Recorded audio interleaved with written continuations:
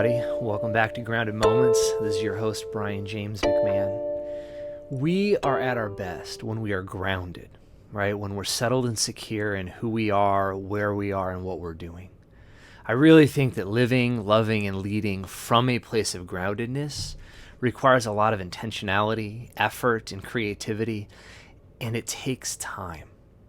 And that's what we do in each Grounded Moments episode. We take a few minutes to slow down, to be present with ourselves, to be present with a thought or an idea or an experience, and to give ourselves space to settle, to get our feet back on the ground so that we are living from a grounded, centered place. We're not chasing our sense of self, we're not chasing our purpose, but we're really living out of that place. I want to spend a little time thinking together about the idea of pursuing wholeness. Living whole lives, being whole people. And probably what I'm going to do is I'm going to break it apart into probably 3 or 4 or 5 different shorter episodes that at some point I'll compile and I'll post, whether it's on my YouTube channel or where you're getting the podcasts. And I'll compile it as one whole series talking about pursuing wholeness. But right now, I just want to spend a few minutes almost introducing the idea and giving us space to think together around how we think about wholeness, how we experience or don't experience wholeness. All right, one of the ways that I think we know moments that we are closer to feeling whole is actually those moments that we feel most present. And I think if we probably don't have to think too hard to identify different moments, whether it's in conversations or in kind of our day-to-day experiences where we aren't present, right? Where we're sitting in a conversation with someone and our mind is elsewhere, where we're thinking about either our to-do list or we're looking for other things to fill our minds and we're bored and we're just in different moments and we're not totally present where we are. And we can contrast those with those experiences we have where we truly feel like I'm in the moment, like all of the other things that happen around me almost fade away for this experience of being really present in the moment. And I want us actually to hold together this language of wholeness and the experience of being present. I think that our attentiveness to moments that we're present will actually be very insightful and helpful for us as we're looking for and we're moving in this direction of wanting to be whole people that are grounded in our sense of self. So what it looks like to be whole is to be living lives where we're actually present with the people that we're with and we're actually engaged in the moment that we're in and we're able to live the fullness of our life, but also be fully present in each moment as it comes. I was watching my daughter play this morning, and she's about 8 months old right now. And it was so captivating for me to sit back and watch her, and she's at the stage where she is mesmerized by taking these small cubes, well, not small because I don't want her to choke on them, but taking these cubes in these different shapes and just putting them in a box. And she lays on her back and she's almost got this box on her chest and she's just putting shapes inside and out, putting them in and taking them out. I'm watching her be so fascinated and captivated by this small task that she's in, that she is totally and completely present in the moment that she's in. And I think that to some degree, kids can drive us crazy because of how present they are, that whatever the moment that they're in, they are in it completely, right? You can have a 4-year-old who is having the greatest day of their life, and literally 5 minutes later, it is the worst day of their life. And both of those are completely true statements based upon what they're experiencing, that children have a way of being totally present in the moment that they're in, completely captivated, not even thinking about the other thing, right? To a fault, right? They can't even remember what happened yesterday, that the moment they're in is almost like the only moment that exists. And as we grow, one of the things that happens is we pick up injuries, and we get hurt along the way, and we start to pay attention to moments and experiences that are outside of the moment that we're in. And that's a necessary part of development where we hope to grow to is being able to both recognize and be attentive that there are moments outside of this, and there are moments that we need to be attending to those experiences and things that happened before and that are about to come after, and at the same time, be able to lean in when we are ready, when it's appropriate, when we're able to really be present in the moment. That being whole grown-ups is this ability to hold each small moment as it comes, but also hold those small moments in sync together, integrated with all of the other small moments, that we don't bounce between them, that we don't forget that they're there, that we're actually able to be present while also holding where that present moment fits in with the larger narrative of our lives. Right? So we can look at this experience of being present as we look at our kids of like, my daughter can only be who my daughter is, right? She can only be in the moment that she's in. And man, how different that experience is than the way that I can often experience and live my life. When we think about wholeness, the experience of being whole that really allows us to be present, we're going to be talking about two particular components to that. Two kind of senses of self, if you will, that allow us to live whole. And one is a sense of identity, and the other is a sense of safety. And when we think about, in the next couple parts, I actually am going to break apart further what we mean more explicitly around sense of identity and what we mean when I talk about sense of safety.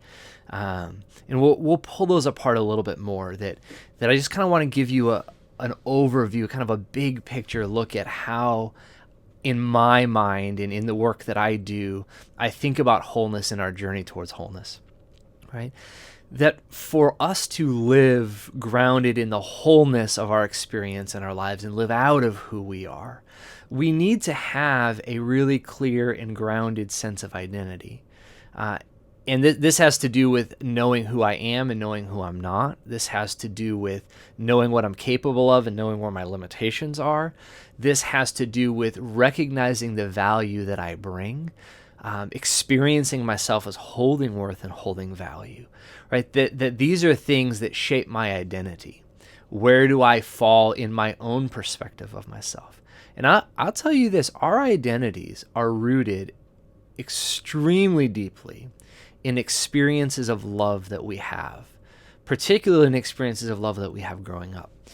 Whether it's our families, whether it's school, whether it's the friendships, the relationships that we have, mentors, our experience of being seen by a caring other who looks at us and says, you are loved, you matter, you have value, you belong here, right? You hold worth, you hold inherent worth, that these messages that we receive from caring people around us, from our caregivers, from our friends, from our family, these are statements and experiences that actually allow us to develop this sense of identity, that our identity comes out of our experiences of being loved, because it's the experience of being loved, particularly when we're young, right? We think about our inner child, but actually our real children, that it's my daughter's experience of being seen by me, of what I communicate when I look at her. It's what I communicate when I speak to her. I say, you belong with me.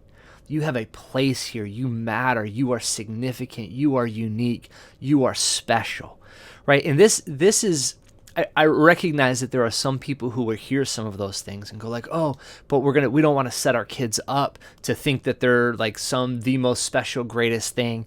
That's not what I'm talking about. I'm not talking about an inflated sense of value that says you're superior, right? I'm not sitting and giving my daughter messages that say other people suck, but you're really great. It's not a comparison. But when we talk about our identity, we're talking about this experience that says, I do matter, right? I am loved. I am valued by people around me, that my daddy cares about me and sees me, right? That it's this experience of being seen as valuable and worthwhile and holding something of significance and uniqueness and specialness, not comparatively. This has nothing to do with other relationships. This is exclusively has to do with my own sense of self, right? This sense of self, when I'm able to be grounded in this is where I get my identity from. This is when I get to describe who I am and what my contribution is and the type of person that I am. This sense of self comes from these experiences of being loved and having worth. And when it comes to being present, right? If I'm not able to be grounded in this sense of self and in this identity, I'm going to have a really hard time being present with other people, right? And the second sense that becomes really critical in being whole and in being present is actually a sense of safety. And it's not exclusively about physical safety, although all physical safety is a significant piece. But really what I'm paying attention to is our experiences of relational safety that fall into one of three things. It's the questions, are people reliable? Do they do what they say they're going to do? Are people fair?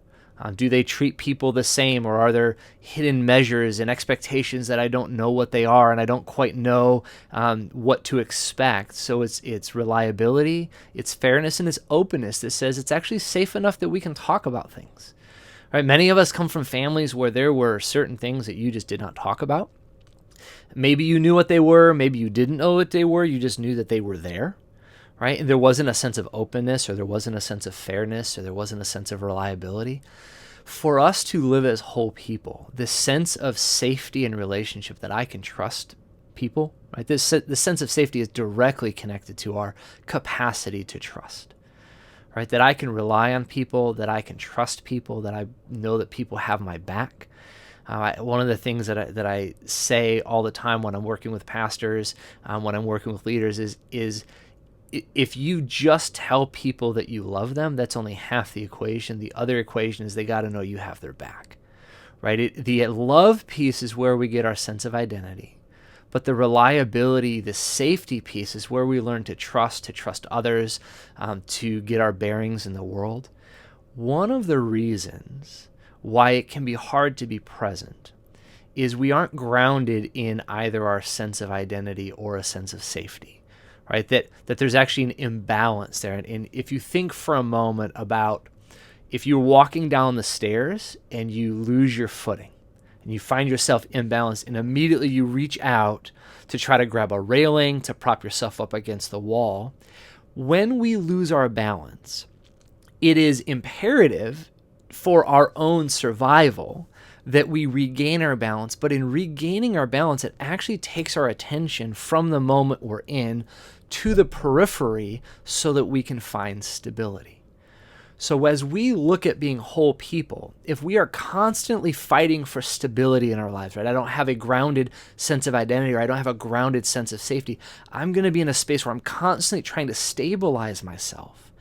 And in stabilizing myself, I will always pull myself out of the specific moment that I'm in.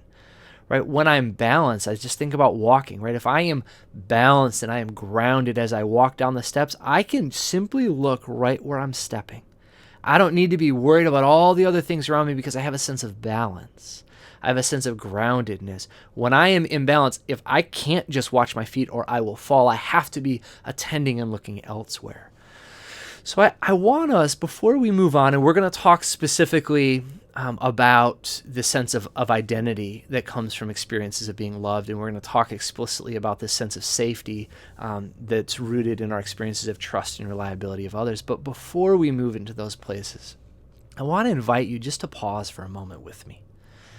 I want you to think about the life that you're living right now, with the day that you're in the midst of, the week that's happening, the things that are going on in your home.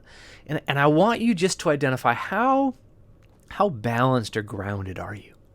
When you're sitting with your kids, with your partner, with your friends, with your people at work, how able are you to look them in the eye and be present with them? To be thoughtful, to be engaged, to be open with them? How often are we pulled out of those moments? Right? Do our minds drift off into other things, or are we thinking about the next or the second or the third next thing that we want to say, that we make sure we have in conversation, that we don't lose it, that we're not able to just be right in this moment? And I want you just to notice that, to attend to that. That part of where we start in becoming whole and becoming more grounded and becoming more balanced is being able to identify the moments we might not be. Right? That we can actually begin to lean into some of those moments of imbalance, where maybe our sense of identity has been jacked a little bit, or maybe our sense of safety isn't as grounded as we would like it to be. And we can attend to those so that we can start to navigate through and around and into them to become our more whole selves. Because when we are whole and when we are grounded, we are able to be good humans. We are able to live well, to love well, and to lead well. So think about this.